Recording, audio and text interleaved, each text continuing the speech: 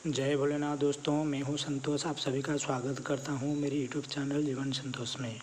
दोस्तों, मैं आज आपको बताने वाला हूं कि धर्मराज युधिष्ठिर धर्म पालन करते हुए कैसे अहंकार में पड़ गए और इससे कैसे मुक्त हुए और हमें इस कहानी से क्या सीखने को मिलती है। दोस्तों, अगर आप मेरे चैनल में नए हैं तो चैनल को ज़रूर सब्सक्राइब करें और पास में रहे बेल आइकन को दबा लीजिए ताकि मैं आपको धर्म की कई अच्छी जानकारी दे सकूं। तो चलिए कहानी की ओर। महाभारत युद्ध खत्म हुआ और युधिष्ठिर महाराज हुए। उन्होंने अश्वमेध यज्ञ किया और चक्रवर्ती सम्राट हुए। वो यज्ञ संपन्न करके ब्राह्मण और प्रजाजनों को दान दक्षिणा सहित भोजन करवा रहे थे। उसी समय उनके मन में अहंकार पैदा हुआ। वो अपने ही मन में सोचने लगे कि वो सबसे बड़ा धार्मिक है, उनसे बड़ा धार्मिक और कोई नहीं। पास में बैठे हुए भगवान श्री कृष्ण ने जब ये जाना तो धर्मराज का अहंकार तोड़ने के लिए एक माया की रचना किया। भोजन सभा में ब्राह्मण खाने के बाद उनके थाली में जो खाना बचा हुआ था उसे एक नेवला आकर खाया, जिसका शरीर आधा स्वर्ण का आधा चमड़ी का था। वो नेवला खाने के बाद मायूस हो गया। ये देखकर युधिष्ठिर ने पूछा कि तुम दुखी क्यों हो। नेवला ने कहा कि हे महाराज, मैंने सोचा था कि यहाँ साक्षात धर्म का वास है, यहाँ का राजा सबसे बड़ा धार्मिक है, लेकिन मुझे लगता है यहाँ पे कोई धार्मिक राजा नहीं। ये सुनकर युधिष्ठिर क्रोध में आ गए और कहा, ये तुम क्या कह रहे हो। इस संपूर्ण भारतवर्ष में सभी मुझे धर्म का राजा बुलाते हैं, मैं सबसे बड़ा धार्मिक हूँ। ये सुनकर नेवला जोर से हंसने लगा और कहा, महाराज, ये सब मिथ्या है। मैं एक गरीब ब्राह्मण के घर में रहता था। वो ब्राह्मण एक परिवार में 5 सदस्य थे, पति पत्नी और उनके 3 बच्चे। एक हफ्ते से वो सब भूखे थे।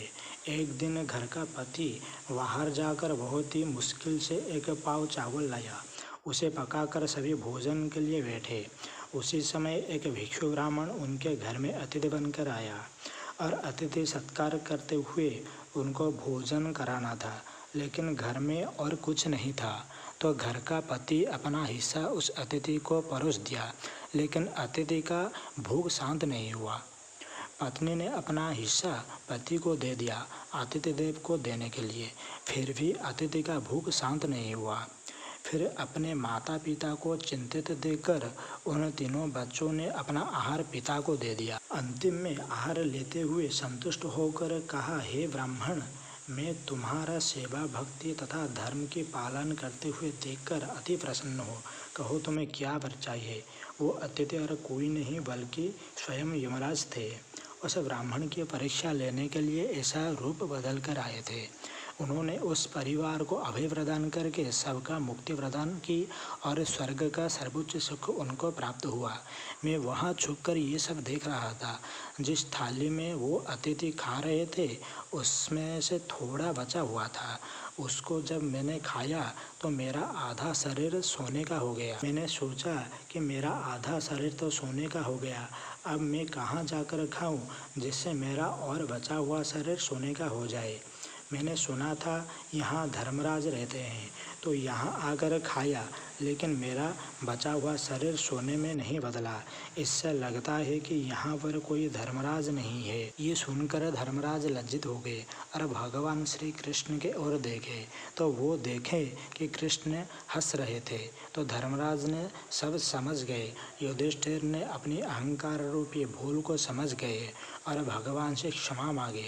दोस्तों, हम 2 हाथ से दान धर्म करते हुए अपने को बड़ा धर्मज्ञ का भ्रम हो जाता है, लेकिन हम ये भूल जाते हैं कि ईश्वर कई सहस्र हाथों से ये संसार को सब कुछ देते हैं, तो उनके समक्ष हमारा दान धर्म क्या, कुछ भी नहीं।